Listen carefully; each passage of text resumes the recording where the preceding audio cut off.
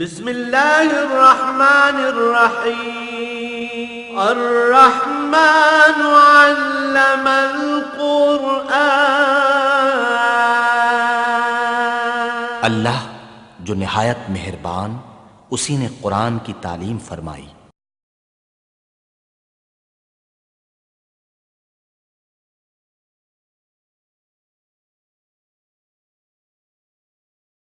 الحمد للہ رب العالمین والصلاة والسلام علی حبیبہ محمد وآلہ وصحبہ اجمعین۔ اعوذ باللہ من الشیطان الرجیم، بسم اللہ الرحمن الرحیم۔ وکیف تکفرون وانتم تتلی علیکم آیات اللہ وفیکم رسولہ ومن یعتصم باللہ فقد ہدی الی صراط مستقیم۔ یا ایھا الذین آمنوا اتقوا اللہ حق تقاتہ ولا تموتن الا وانتم مسلمون۔ اللہم سبحانک لا علم لنا الا ما علمتنا انک انت العلیم الحکیم۔ مولا یا صلی وسلم دائما ابدا علی حبیبک من زانت بہ العصر۔ پچھلے درس میں یہ گزری تھی آیہ کریمہ، یا ایھا الذین آمنوا ان تطیعوا فریقا من الذین اوتوا الکتاب یردوکم بعد ایمانکم کافرین۔ کہ اے ایمان والو، اگر تم ان لوگوں کے ساتھ جو اہل کتاب کہلاتے ہیں ان کی بات مانو گے، ان کا کہا مانو گے، ان کی بات سنو گے یا ان کی اطاعت کرو گے، یردوکم بعد ایمانکم کافرین، تو یہ تو تمہیں ایمان کے بعد پھر واپس کفر میں لے جائیں گے۔ اور ہم دیکھ رہے ہیں کہ جب سے ہم نے قومی سطح پر اہل کتاب کا اتباع یا ان کی بات ماننا شروع کی ہے، تو میرے خیال میں کسی بھی اور وجہ سے اتنا نقصان امت مسلمہ کو بھی اور وطن عزیز کو بھی نہیں ہوا جتنا اہل کتاب کے کہنے پر عمل کرنے سے ہوا ہے۔ قوموں کی زندگی ان کی تہذیب میں ہوا کرتی ہے۔ کسی بھی قوم کی تہذیب یا اس کا رہن سہن یا اس کا لین دین یا اس کے معاملات جو ہیں وہ بنیاد ہوتے ہیں اس قوم کی زندگی کے، اس کے عروج و زوال کے۔ اور مسلمان وہ قوم ہے جس کا پورا نظام زندگی، جس کی پوری تہذیب، جس کا پورا معاشی نظام، جس کا پورا سیاسی نظام، جس کا پورا معاشرتی نظام سارے کا سارا اللہ کریم کی طرف سے مرتب کردہ اور اللہ کی کتاب میں موجود ہے۔ لیکن یہ جو برائے نام اہل کتاب رہ گئے ہیں، عملاً جو عقیدتاً مشرک ہیں اور اہل کتاب کہلاتے ہیں، جنہوں نے اپنی کتابیں بھی مسخ کر دی ہیں،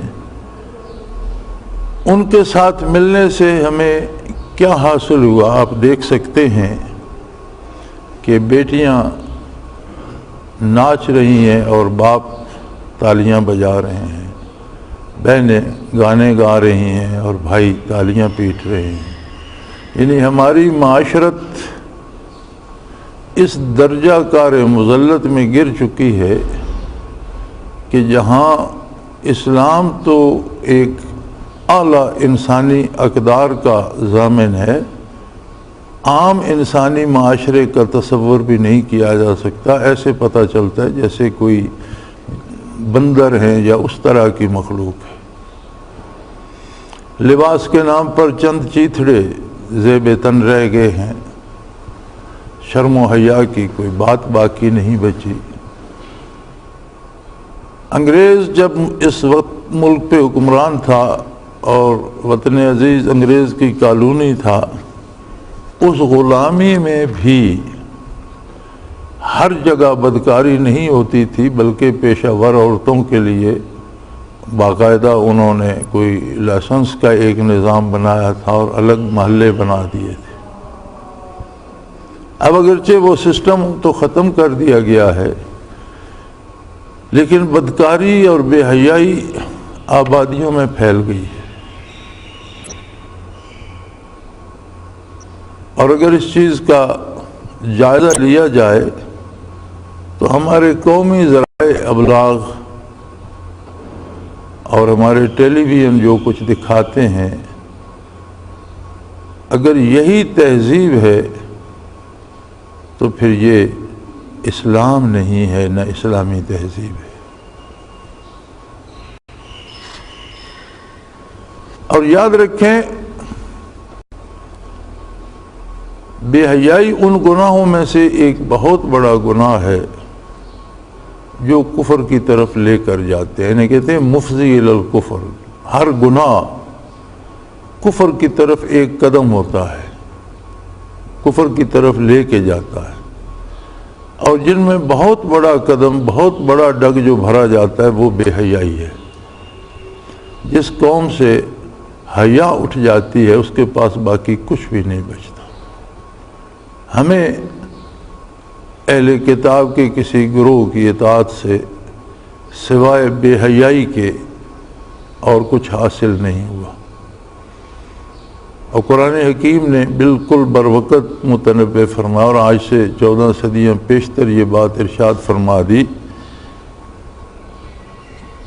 کہ اگر تم ان میں سے کسی گروہ کی پیروی کرو گے اور ان کی بات مانو گے اور ان جیسا بننے کی کوشش کرو گے تو یہ تمہیں واپس کفر میں لے جائیں گے۔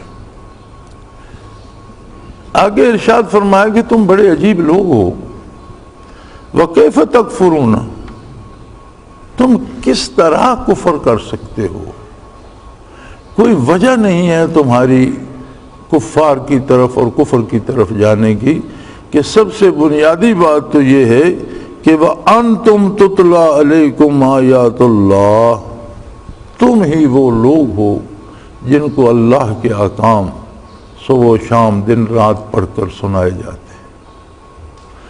مرور زمانہ اور صدیوں کی مسافت اس کا حسن گہنا نہیں سکی، اس کی آواز کو کم نہیں کر سکی، اس کی صداقتوں پر کوئی حرف نہیں آیا، بلکہ آج بھی تمہارے درمیان ہر وقت، ہر لحظہ، ہر شہر، ہر قریے، ہر گاؤں میں اللہ کی کتاب کی تلاوت ہو رہی ہے، اور تمہیں اس کے معنی اور مفاہیم سمجھائے جا رہے ہیں، کتابوں میں، رسالوں میں، اخبارات میں، حتیٰ کہ اپنی ساری کوتاہیوں کے باوجود ٹیلی ویژن بھی ایسے پروگرام ضرور دیتے ہیں جن میں اللہ کی آیات بیان ہوتی ہیں، تھوڑا وقت دیں لیکن دیتے ضرور ہیں، ان کا ترجمہ بیان ہوتا ہے، ان کی تشریح بیان ہوتی ہے، تفسیر بیان ہوتی ہے، اور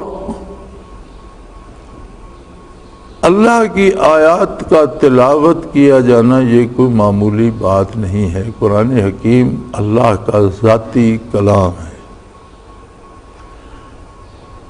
کلام متکلم کی ذات کا آئینہ ہوتا ہے، اور اس کے اوصاف اور اس کا پرتو جمال ہے اس کا امین ہوتا ہے۔ کلام میں اتنا اثر ہوتا ہے کہ آپ کسی کا کلام سننا شروع کر دیں، کسی کی باتیں شروع کر دیں سننا، کسی شخص کو کسی ایسے شخص کے ساتھ لگا دیں جو اس کی باتیں سنتا رہے، وہ رفتہ رفتہ اس کی سوچ بدل جاتی ہے، اس کا کردار بدل جاتا ہے، جس کی باتیں سنتا رہتا ہے ویسا ہی ہو جاتا ہے۔ کسی کو بٹیر لڑانے والوں کے پاس بٹھا دو، وہ ان کی باتیں سنتا رہے بٹیر لڑانے کی، تو ایک دن آپ دیکھیں گے کہ وہ بھی ایک بٹیر ہاتھ میں لیے پھر رہا ہوگا۔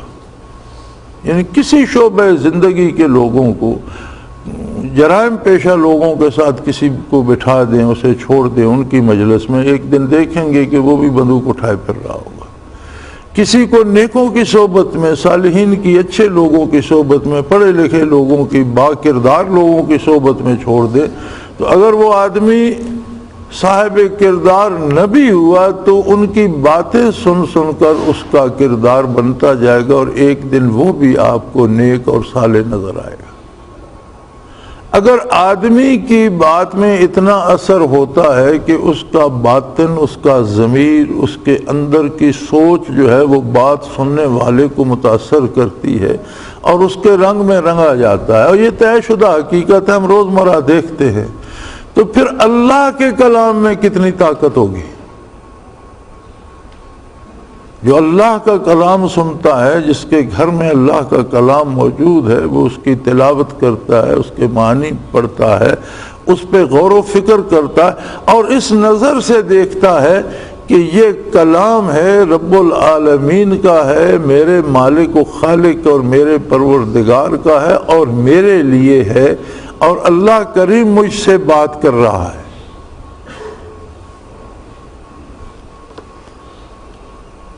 اردو ادب میں غالب کی خطوط کا بڑا شعرہ ہے۔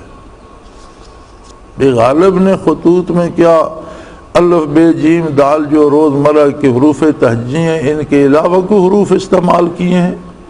کیوں شعرہ ہے؟ کیا کمال ہے غالب کے خطوط میں کہ بہت مشہور ہیں؟ آپ کوئی بھی خط دیکھیں گے تو اس میں ایک چیز پائیں گے، ایسے لگتا ہے جیسے روبرو کسی سے بات کر رہا ہو۔ ہم جتنے خطوط لکھتے ہیں ان میں ایک عام سی بات یہ ہوتی ہے کہ خط سے جھلکتا ہے کہ ہم کہیں دور بیٹھے ہیں، اور جسے ہم خط لکھ رہے ہیں وہ کہیں دور ہے۔ ہمارا لکھنے کا انداز ایسا ہوتا ہے کہ جیسے دور کسی کو پیغام بھیجا جا رہا ہے۔ لیکن غالب نے جتنے خطوط لکھے ہیں اور ادب میں جتنے اس کے خطوط ملتے ہیں، ان کا انداز جداگانہ ہے، وہ ایسے ہیں جیسے وہ کسی سے روبرو بات کر رہا ہو، اس انداز سے لکھتا ہے۔ اس کا وہ انداز انہیں ادب میں بہت اعلیٰ مقام دے گیا۔ غالب کے خطوط تو ایک انسان کی کاوش ہے اور اردو زبان میں ہے۔ جب اللہ کریم کا قرآن پڑھا جاتا ہے تو رب جلیل بالکل اس بندے سے بات کر رہا ہوتا ہے۔ قرآن کی خصوصیت یہ ہے، یہ الگ بات ہے کہ ہم اس نظر سے پڑھیں نہیں، ہم پڑھتے ہیں کہ یہ اللہ کا قرآن ہے، یہ لوگوں کے لیے ہے، میں پڑھ رہا ہوں مجھے ثواب ملے گا۔ وہ ثواب کیا ہے وہ ہمیں پتہ ہی نہیں ہے۔ وہ کہتے ہیں وہ مرنے کے بعد ملے گا، زندگی میں ملے گا ہی نہیں۔ چلو قصہ ختم ہوا، مریں گے تو دیکھیں گے کہ کیا ہوا۔ کلام الہی کا ثواب اس کی لذت ہے۔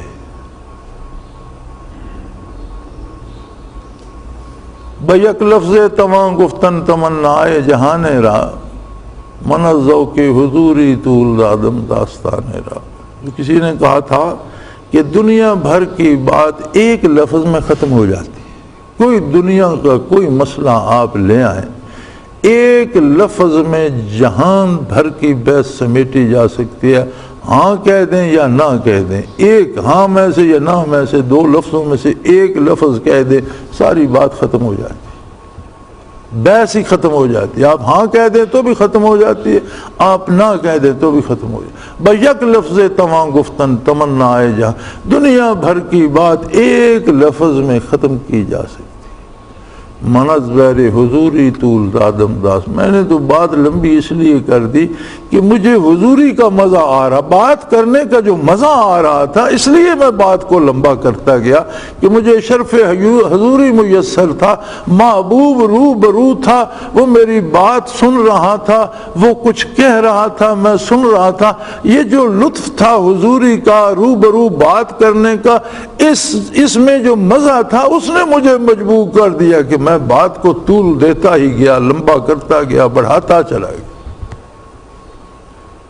قرآن کریم کو اگر اس نظر سے پڑھا جائے کہ میرا رب مجھ سے بات کر رہا ہے، اب یہ مجھے کہہ رہا ہے کہ بھئی یہ ان کا یہ جو بنے ہوئے ہیں سو کارڈ بنے ہوئے ہیں اپنی طرف سے اہل کتاب، یہ مشرک ہو چکے ہیں، یہ بے دین ہیں، اور اگر تو ان کی بات مانے گا تو تجھے بھی کفر کی طرف کھینچ کر لے جائیں گے، تجھے مسلمان نہیں رہنے دیں گے۔ اب یہ بات ایک مشت غبار کو جس نے صرف یہ تیر مارا ہے، جس کا بڑا کمال یہ ہے کہ وہ لا الہ الا اللہ محمد الرسول اللہ اس نے پڑھ لیا، اس سے بڑا تو تیر اس نے مارا نہیں۔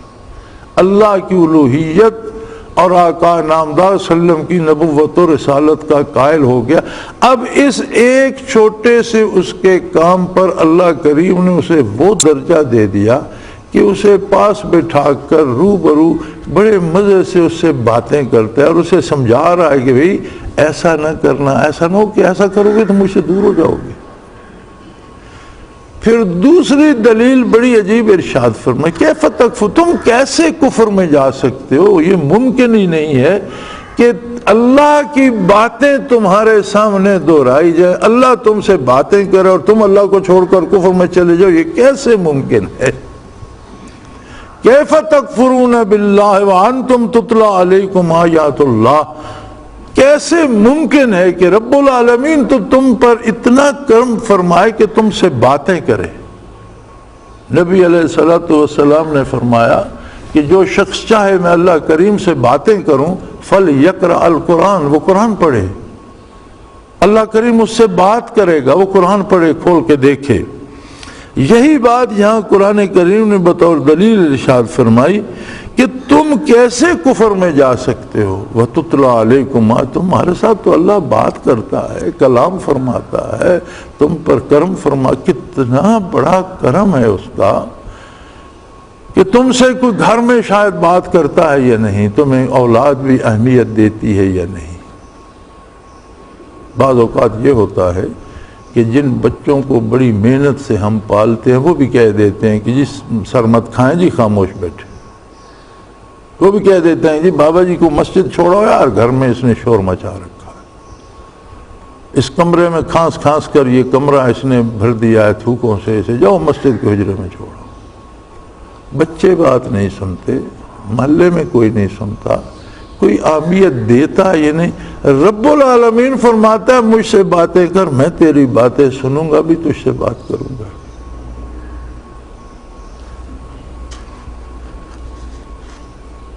کیف تکفرون، تم کیسے کفر میں جا سکتے ہو؟ وانتم تتلی علیکم آیات، تم ہی وہ لوگ ہو جن سے اللہ کریم کلام فرماتا ہے، باتیں کرتا ہے، تم پر اللہ کی آیات پڑھی جاتی ہیں، تمہیں اللہ کی باتیں سنائی جاتی ہیں۔ اور پھر دوسری اس سے بھی بڑی بات یہ ہے وفیکم رسول، اس کا رسول تمہارے درمیان موجود ہے، تم محمد الرسول اللہ صلی اللہ علیہ وسلم کی صحبت میں رہنے والے لوگ، آپ صلی اللہ علیہ وسلم نے دار دنیا سے وصال فرمایا، آپ اس دنیا سے تشریف لے جا چکے عالم برزخ میں، آپ روضہ اطہر کے اندر آرام فرما ہے، اور اللہ کریم فرماتا ہے فیکم رسولو، میرا رسول تمہارے اندر موجود ہے اپنی نبوت و رسالت کے ساتھ۔ آپ صلی اللہ علیہ وسلم کی نبوت اور آپ کی رسالت موجود ہے، آپ کے ارشادات عالیہ موجود ہیں، اور رسالت کی جملہ برکات، نبوت اور رسالت کی ساری برکات موجود ہیں۔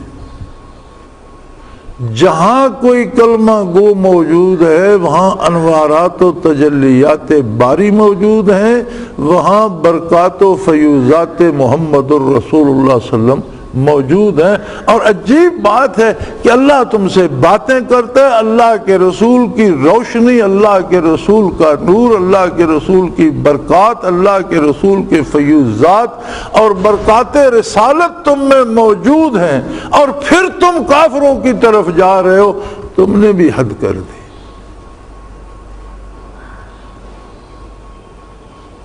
عجیب انداز ہے قرآن کریم کا کہ تم یہ جو کافروں کی ادائیں اپنا رہے ہو، تم نے اللہ کی موجودگی سے بھی منہ موڑ لیا ہے، اور تم نے برکات نبوت کا بھی ادراک نہیں کیا، انکار کر دیا ہے۔ اگر تم برکات نبوت کا دامن تھامتے اور تم اللہ کو روبرو پاتے تو تم کفر کی طرف کیسے جا سکتے تھے؟ تم نے تو آنکھیں بند کر لی۔ تم نے تو دل کے دروازے بند کر لیے، تم نے تو کیفیات محسوس کرنا چھوڑ دی، تم میں تو وہ بات ہی نہ رہی کہ کافر بھی تم کو اچک کر لے جائے۔ تم تو وہ لوگ تھے کہ جو مٹھی بھر ایک صحرا سے اٹھے اور روئے زمین کو نور اسلام سے آشنا کر گئے۔ آج تم وہ ہو کہ کافر تمہیں شکار کرتے ہیں۔ کیسی عجیب بات ہے۔ فرمایا کیف تکفرون وانتم تتلی علیکم آیات اللہ وفیکم رسولہ، تم کس طرح کفر کر سکتے ہو؟ تم ہی تو وہ لوگ ہو جن سے اللہ کلام فرماتا ہے، اللہ کی باتیں تم پر دہرائی جاتی ہیں، اللہ کے احکام تمہیں سنائے جاتے ہیں۔ اگر تم قرآن کریم کو اس نظر سے پڑھو کہ میرا رب مجھ سے بات کر رہا ہے اور میں سن رہا ہوں اور میں اس کی اطاعت کرتا ہوں، اور کیا یہ ممکن نہیں ہے کہ اس کے انوارات و تجلیات تمہارے دل پر وارد ہوں اور تمہارے دل میں وہ کیفیات پیدا ہو جائے جو لذت حضوری سے آشنا کر دیتی ہیں، جو لذت آشنائی پیدا کر دیتی ہیں۔ پھر برکات نبوت موجود قرآن تم نے کہاں سے حاصل کیا؟ محمد الرسول اللہ صلی اللہ علیہ وآلہ وسلم کا سب سے بڑا معجزہ قرآن کریم ہے، جو حضور نے اللہ کریم سے وصول کر کے مخلوق تک پہنچایا، اور مومنین کو اس کے انوارات و برکات نصیب ہوئے، اور حضور کی نبوت و رسالت موجود ہے، آپ کی ساری برکات موجود ہیں، آپ کے سارے فیوزات موجود ہیں۔ تم سب کو چھوڑ کر پھر کافر کی بات سنتے ہو۔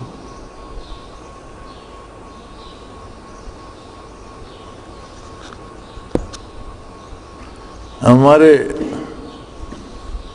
ظفر اللہ جمالی صاحب نے کاف لیگ سے استعفیٰ دے دیا۔ بات تو ملکی سیاست کی ہے لیکن ہے بڑی مزے کی۔ اب وجہ جو اخباروں میں ٹیلی ویژن پر جو وجہ سامنے آئی وہ یہ ہے، لیکن کیسی کہ وہ کاف لیگ سے ایم این اے بنے، کاف لیگ میں شامل ہوئے، کاف لیگ نے انہیں وزیر اعظم بنا دیا، وزیر اعظم بن گئے، پھر انہیں کہا جی آپ وزارت عظمیٰ چھوڑ دیں، وہ کوئی ناراض نہیں ہوئے، انہوں نے استعفیٰ دے دیا، گھر چلے گئے اور باقاعدہ کاف لیگ میں رہے۔ ناراض تو ہونا چاہیے تھا کہ مجھ سے وزارت عظمیٰ چھن گئی، وہ ناراض نہیں، ان کو کوئی بات نہیں، آپ نے دی تھی آپ نے لے لی، کوئی بات۔ تو پھر استعفیٰ دینے کی کہنے لگے یار یہ چودھری شجاعت صاحب جو ہیں یہ میرے پاس تشریف لے گئے، ناشتہ انہوں نے میرے ساتھ کیا اور وہاں سے اٹھ کر میرے مخالف کے پاس چلے گئے، میں اس جماعت میں نہیں رہوں گا۔ یعنی انہیں وزارت عظمیٰ جانے کا دکھ محسوس نہیں ہوا جتنا چودھری شجاعت کا ان کے ایک مخالف جو ان کے برابر کا ہی آدمی ہے، سردار ہے، بھائی ہے ان کا، اسی صوبے کا رہنے والا ہے، لیکن ان کا میرا مخالف ہے، یہ میرے ساتھ ناشتہ کر کے اس کے پاس کیوں گئے، میں ان کے ساتھ نہیں رہوں گا۔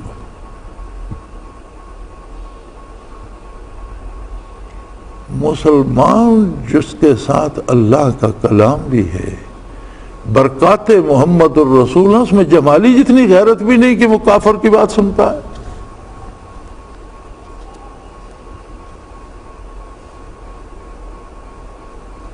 یعنی مخالف پر کتنی غیرت کھائی ایک شخص نے کہ حکمران جماعت سے استعفیٰ دے رہا ہے، برسر اقتدار جماعت سے، اور آج بھی ان کا بیان تھا کہ واپسی کا سوال ہی پیدا نہیں ہوتا۔ یار میرے پلے رہا کیا کہ یہ میرے گھر سے اٹھ کر میرے مخالف کے گھر چلے گئے، اور مسلمان کو یہ احساس نہیں ہوتا کہ وہ کافر کی بات سنتا ہے۔ کیف تکفرون وانتم تتلی علیہ، یار کیسے تم کافر ہو سکتے ہو اللہ کی آیات سے منہ موڑ کر ہی، یا پھر برکات نبوت کو چھوڑ کر فیکم رسولو، تم میں اس کا حبیب موجود ہے، اس کی رسالت موجود ہے، اس کی برکات موجود ہیں، ان برکات اور فیوزات کو چھوڑ کر۔ اور یہ یاد رکھو وَمَن يَعْتَصِم بِاللَّهِ فَقَدْ هُدِیَ إِلَىٰ صِرَاطٍ مُسْتَقِیمٍ، سیدھے راستے پر وہی ہوگا جو اللہ کی بات کو مضبوطی سے تھام لے گا۔ کافر اللہ کا دشمن ہے، دین کا دشمن ہے، اللہ کے حبیب کا دشمن ہے، شیطان کا پیروکار ہے۔ اور کیسے ممکن ہے کہ تم اللہ کی بارگاہ سے اٹھ جاؤ، تم حضور نبی کریم صلی اللہ علیہ وسلم کی فیضات و برکات کو چھوڑ دو اور کافر کی بات مان لو؟ یہ کیسے ممکن ہے؟ یعنی اگر آدمی واقعی مسلمان ہے تو وہ کافر کی بات نہیں مان سکتا۔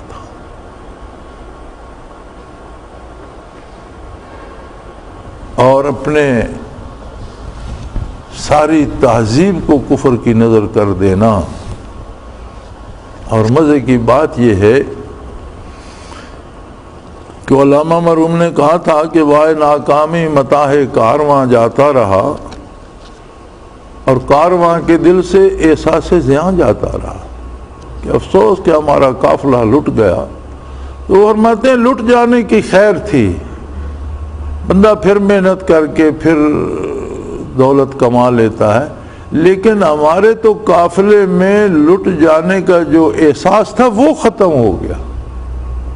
احساس سے زیادہ جو نقصان ہوا ہے اس کا احساس ہی نہیں رہا۔ اب یہی حال ہماری قوم کا ہے کہ ساری تہذیب کا جنازہ نکل گیا اور ہم اس پہ فخر کرتے ہیں، ہمیں اس پہ ناز ہے، ہم اس پہ فخر کرتے ہیں، اور ہمیں یہ احساس ہی نہیں کہ ہمارا کتنا نقصان ہو گیا، ہم سے کیا کھو گیا، ہم سے کیا چھوٹ گیا، ہم سے تجلیات باری چھوٹیں، ہم سے برکات محمد الرسول اللہ چھوٹیں، ہم سے وہ لذت آشنائی جاتی رہی۔ دو عالم سے کرتی ہے بیگانہ دل کو، عجب چیز ہے لذت آشنائی۔ وہ جو لذت آشنائی تھی جو دو عالم کو ٹھوکر مار دیتی ہے لیکن در محبوب کو نہیں چھوڑتی۔ یار مسلمان تو وہ لوگ تھے کہ ایک عام صحابی مسجد نبوی میں آیا اور بات حضور فرما رہے تھے جنت کے بارے، یا حضور جنت کی تعریف فرما رہے تھے، یہ کوئی بات انہوں نے سنی تو کہنے لگے یا رسول اللہ جنت کو کیا کریں گے، جنت کی ہمیں ضرورت نہیں ہے، جنت اللہ کی بہت بڑی نعمت ہے، لیکن ہمیں اس کی ضرورت، ہم تو یہ سمجھتے ہیں کہ اب جیسے ہم یہاں ہیں مدینہ منورہ میں ہیں یہ سب سے بہتر ہے کہ ہم تو جہاں ہیں یہیں رہیں، یہی محفل۔ اب مدینہ منورہ میں اس وقت زندگی کا یہ عالم تھا کہ صحابہ کرام رات کو بھی زرہ پہن کر اور اپنے ہتھیار ساتھ رکھ کے سوتے تھے، حالت جنگ میں رہتے تھے، کوئی پتہ نہیں کس وقت کہاں سے کوئی حملہ کر دے۔ کم و بیش 3 ساڑھے 3 سال یہ حال رہا کہ ہر وقت مسلح رہتے تھے، دن تو دن رات کو بھی اپنا اسلحہ ساتھ رکھتے تھے۔ کھانے کو کسی کو ملتا تھا کسی کو نہیں ملتا تھا، کوئی فاقے کرتا تھا، معاشی حالت بھی بڑی کمزور تھی، اور جو بندہ بات کر رہا ہے اس کا بھی لباس بھی پرانا ہے، بال پریشان ہے، مزدور آدمی ہے، وہ کہتا ہے یا رسول اللہ جو مزہ یہاں ہے وہ جنت میں کہاں ہوگا؟ بھئی یہاں کیا ہے؟ عرض کہ یا رسول اللہ دشمنوں کا ڈر اپنی جگہ، مال کی کمی اپنی جگہ، بھوک پیاس اپنی جگہ، مشقت ہے، پر جب آتے ہیں مسجد نبوی میں سامنے حضور جلوہ افروز ہوتے ہیں، ساری تھکاوٹ، سارے ڈر، سارے خوف ختم ہو جاتے ہیں، مزہ آ جاتا ہے دیدار عالی کر کے، آپ کے ارشادات سنتے ہیں، آپ کی محفل میں بیٹھتے ہیں۔ جنت میں آپ کا مقام بہت اعلیٰ کہیں ہوگا، ہم جنت میں کہیں نیچے پڑے ہوں گے، نہ ہم آپ کی بارگاہ میں جا سکیں گے، نہ یہ باتیں ہوں گی، نہ یہ محفلیں ہوں گی، تو پھر جنت کو ہم کیا کہیں؟ ہمارے لیے تو جنت سے کروڑ درجہ یہ بہتر ہے۔ اب کہنے والے کی بات میں اتنا خلوص اور اتنا کھرا پن تھا کہ اس کا جواب رب العالمین نے دیا، آج بھی قرآن میں موجود ہے کہ نہیں تم لوگوں کو وہاں کوئی نہیں روکے، تم وہاں انبیاء کے ساتھ، صدیقین کے ساتھ، شہداء کے ساتھ، صالحین کے ساتھ اب بھی تو اپنے گھر میں رہتے ہو اور حضور کی بارگاہ میں آ جاتے ہو۔ جنت میں بھی اپنی جگہ پر ہوگے، پر تمہیں حضور کی بارگاہ میں جانے سے کوئی نہیں روکے گا۔ وہاں صالحین ہوں گے، شہداء ہوں گے، اللہ کے محبوب بندے اس بارگاہ میں ہوں گے، تم بھی جاؤ گے اور وہاں موج کرو گے۔ وَحَسُنَ أُولَٰئِكَ رَفِیقًا، بڑی مزے کی مجلسیں ہوں گی وہاں۔ اللہ کریم جواب دے رہا ہے ایک غریب فقیر کو کہ بھئی میری جنت سے بیزاری کا اظہار نہ کر، آ جا تو وہاں، میں تجھے بڑی موجیں کراؤں گا، تجھے حضور کی محفل میں بٹھاؤں گا، تجھے تمام نیک اور بزرگوں کی اور شہداء اور صالحین کی مجالس میں بٹھاؤں گا۔ وَحَسُنَ أُولَٰئِكَ رَفِیقًا، مجلس تو وہاں ہوگی اور مجلس میں بیٹھنے کا مزہ آ جائے گا۔ مطلب بات رسمی نہیں تھی، دل کی اس گہرائی سے تھی کہ اس کا جواب رب العالمین نے بذریعہ وحی دیا، جو آج بھی قرآن کے اوراق کی زینت ہے۔ یہی بات یہاں دہرائی جا رہی ہے کہ کافر کیوں آس لگائے پھرتے ہیں، اور کیف تکفرون بہ، تم کس طرح اللہ سے کفر کر سکتے ہو جب تمہارے ساتھ اللہ بات کرتا ہے، ارشاد فرماتا ہے، اللہ کا کلام تمہارے پاس ہے، اور پھر نبی کی برکات ہمہ وقت، ہر لحظہ، ہر جگہ، جہاں یاد کرو وہاں موجود ہے۔ آج بھی نور نبوت اسی تابانی سے چمک رہا ہے جس تابانی سے روز اول چمک رہا تھا۔ آج بھی برکات کا سمندر اسی طرح موجزن ہے جس طرح روز اول تھا۔ حضور اس عالم میں ہوں یا اس عالم میں ہوں، لیکن آپ کی برکات، آپ کے انوارات، آپ کے فیوزات میں کوئی فرق نہیں۔ آج بھی وہ حضور آپ کے دلوں میں بستے ہیں، اگر تم مسلمان ہو تو۔ اگر تم مسلمان ہو تو آج بھی اللہ جل شانہ تمہارے قلوب میں موجود ہے، جلوہ افروز ہے۔ آج بھی اللہ کا رسول، اللہ کے حبیب کی محبت، اللہ کے حبیب کا ایک ایک حکم، ایک ایک بات، ایک ایک ارشاد تمہارے رگ و پے میں سرائیت کیے ہوئے ہے۔ بھئی ہمہ تم کیسے کافر ہو سکتے ہو؟ اس کا مطلب ہے کہ اگر آج بھی ہم کفار اور مشرکین کے پیچھے جا رہے ہیں، ان کا اتباع کریں، تو پھر ان دو نعمتوں سے محروم ہو کر رہے ہیں۔ ہم نے برکات الہی سے بھی منہ موڑ لیا، برکات محمد الرسول اللہ صلی اللہ علیہ وسلم سے بھی قلوب خالی ہو گئے، ورنہ کلمہ گو اور کافر کے پیچھے چلے، یہ کیسے ممکن ہے؟ اللہ نے جسے نور عطا کیا ہو وہ اندھے کا ہاتھ پکڑ کر اس کے پیچھے جا رہا ہو۔ کافر تو اندھا ہے جیسے اس کی آنکھیں چھن گئی ہوں، جو ظلمت میں، جو تاریکی میں بھٹک رہا ہو، اور مومن کا تو دل بینا ہے، تو دل بینا رکھتے ہوئے ایک مردہ دل کے پیچھے کیسے جا سکتا ہے؟ فرمایا لیکن یاد رکھو، اگر یہ جرم کرو گے تو اس سے کسی اور کا کچھ نہیں بگڑے گا، اپنے آپ پر ظلم کر رہے ہو۔ اور یہ یاد رکھو وَمَن یعتصم باللہ، جس نے اللہ کی رسی کو مضبوطی سے تھاما، فقد ہدی الی صراط مستقیم، وہی سیدھے راستے پر چلا، اور وہی ہے جو منزل پر پہنچے گا۔ اللہ کریم ہماری لفظوں سے درگزر فرمائے اور نیکی کی توفیق اور استقامت الدین عطا فرمائے۔ وآخر دعوانا الحمدللہ رب العالمین۔ اللہ اللہ اللہ اللہ اللہ اللہ اللہ۔ حضرت امیر محمد اکرم آبان مد ذلہ العالی دارالعرفان منارہ ضلع چکوال میں سالہ سال سے قرآن و حدیث کے اوپر خطابات کر رہے ہیں اور سلسلہ نقشبندیہ اویسیہ کے مطابق لوگوں کو ذکر الہی کی تربیت دے رہے ہیں۔ وہ قرآن پاک کی تفسیر ترتیب وار بیان کر رہے ہیں۔ تفسیر قرآن کو وہ موجودہ ملکی اور بین الاقوامی حالات کے مطابق بیان کرتے ہیں۔ मोटर वे से कलर कहार के इंटरचेंज से निकलते हुए कलर कहार की झील से होते हुए मियानी, बोछाल और नूरपुर से गुजरते हुए दारुल इरफान मिनारा पहुंच सकते हैं।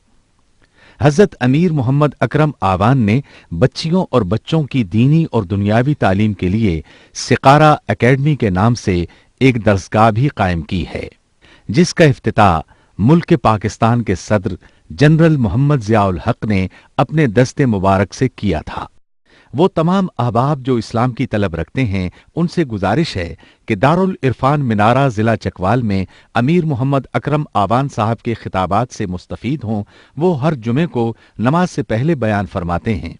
हर माह की पहली इतवार को माहाना इज्तिमा होता है, जिसमें आप खुसूसी खिताब फरमाते हैं और पाकिस्तान के चारों सूबों से अहबाब इस इज्तिमा में शिरकत करते हैं। इसके अलावा यहाँ साल में 2 मरकजी इज्तिमात भी होते हैं, एक रमजानुल मुबारक में एतिकाफ का इज्तिमा और दूसरा जुलाई और अगस्त में 40 दिन का इज्तिमा होता है, जिसमें रूहानी तरबियत की जाती है। अपना खून सीमाब देकर इतना हम कर जाएंगे, नाम आका का चमन में फिर रकम कर जाएंगे।